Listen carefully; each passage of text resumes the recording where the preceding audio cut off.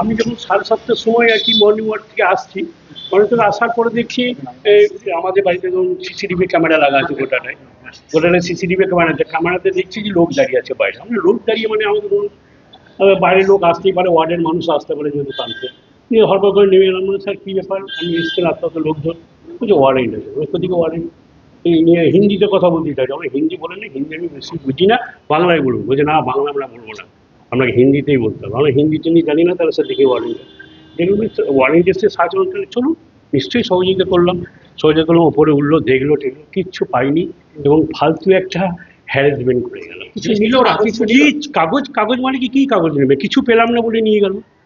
Search করলো এ ঘর আলু কিছু জীবন কৃষ্ণ দাস কি হয়? জীবন কৃষ্ণ দাস তো নয়, জীবন কৃষ্ণ সাহা। জীবন কৃষ্ণ সাহা হচ্ছে আমার সম্বন্ধীর ছেলে, আমার সম্বন্ধীর ছেলে। হ্যাঁ, সেই ব্যাপারে কি ইয়ে করলাম, এরা সেটা কিছু বলছে না।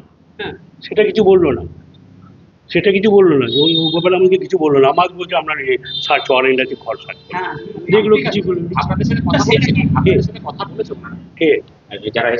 হ্যাঁ, এরা তো কথা বললো। কি কথা এইটুকুই বললো যে আমরা সার্চ ওয়ারেন্ট এনেছি, বাড়ি সার্চ করবো। আমরা দেখে নিন, আলমারি টালমারি যা ছিল সব খুলে দেখিয়ে দিলাম। আমরা এক জায়গায় বসে গেলাম, মোবাইলের জন্য আমরা বসেই ছিলাম তখন থেকে ওদের আগে, এখনো মুখ দেওয়া হয়নি।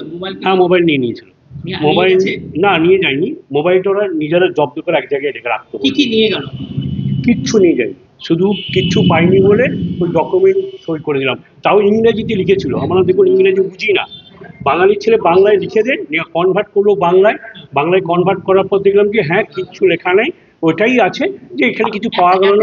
অভিযোগ ছিল যে জীবন কৃষ্ণ সাহা কিছু টাকা পয়সা আমাদের মাধ্যমে এখানে না, এগুলো পুরো জমি জায়গাতে না পুরো মিথ্যা কথা, পুরো মিথ্যা। আমি বললাম একটা টাকাও লেনদেন দেখাতে পারবে না জীবন কৃষ্ণ সাহার সঙ্গে আমার, যে কাগজপত্র। এবং ধরুন পারিবারিক সম্পর্ক যেটা হয়, সালা সম্বন্ধীর ব্যাপার, হ্যালো হাই কেমন আছো সেটা তো ধর বলবেই, এবং সেগুলো রাখতে হয়, ওই সুকুই সম্পর্ক, তাছাড়া অন্য কোনো সম্পর্ক। যে কাগজপত্রগুলো স্বাক্ষর করা হলো সেখানে দেখা গেল ছবি সহ আপনাদের মায়া সাহায্যের ছবি। হ্যাঁ, ছবি সহ মানে আপনাদের কি আছে না আছে, কি বিজনেস করেন আপনারা, কি করেন, কি বিজনেস আছে, কিরকম আয় ব্যয়, সেগুলো দেখতে চাই। কি ব্যবসা?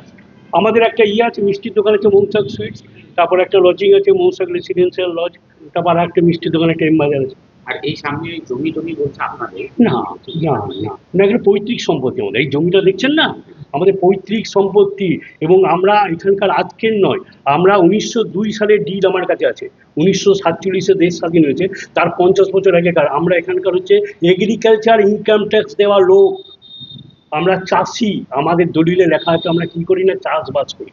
আজকে নাই আমরা ইয়াং জেনারেশন ব্যবসায় গেছি, কিন্তু আমাদের পৈতৃক হচ্ছে নিয়োগের সঙ্গে কি আপনাদের কোনো সম্পর্ক আছে? এই যে নিয়োগ হয়েছে প্রাইমারি নবম, না নিয়োগের সঙ্গে সম্পর্ক তো নেই, এবং আমরা জানিও না। আমরা এখন দেখতে পাচ্ছি, শুনতে পাচ্ছি, কিন্তু এটা আমাদের একে জানা ছিল। আপনারা কি প্রথম কাউন্সিলর? এবারে প্রথম কাউন্সিলর। জীবন কিছুটা কি আপনাদের একটা আসা যাওয়া ছিল? আসা যাওয়া আত্মীয়তার সম্পর্ক যেটা হয় সেরকম ভাবে আসা যাওয়া লাস্ট খুব কম, আসা যাওয়া তাও খুব কম, খুবই কম। শেষ কবে এসেছিল? তাও মাস 1.5-2 আগে এসেছিল হয়তো একবার, এমনি জামিন পাওয়ার পর। তাও কি করে আসে, গাড়ি থেকে নামে তো এখানে গাড়ি রাখার জায়গা পাই না, আঁজি থেকে আসে, নিয়ে বলে সমুখে আমার ছেলেকে ডাকে, একটু পার্কিংয়ের ব্যবস্থা করে দিয়ে আয়, আমি গাড়িটা বই করবো। নিয়ে আমরা বলে টলে দিয়ে গাড়িটা এখানে থাকলো, আবার নামবে যাবে, এইটুকু। মায়া সাহার কাছে উনি মানুষ এমনটা শোনা যাচ্ছে, মানে এটা কি সত্যি? ওনার কাছে একসময় মানুষ হয়েছে না, বাবু তো মামার বাড়িতে ওইখানেই থেকে, ওইখানে একসঙ্গে খেলা দেওয়া করতে, একসঙ্গে থাকতো, ওইখানে শ্বশুর বাড়ির ব্যাপার। সম্পর্ক তো ভাইপো বটে, পিসি বটে, সম্পর্ক তো হবে। আত্মীয় সম্পর্ক ছাড়া অন্য কোনো সম্পর্ক না। এটা মিথ্যা এলিগেন্ট এবং ষড়যন্ত্র, মিথ্যা এলিগেন্ট পুরোটাই। আমার নাম সুব্রত সাহা।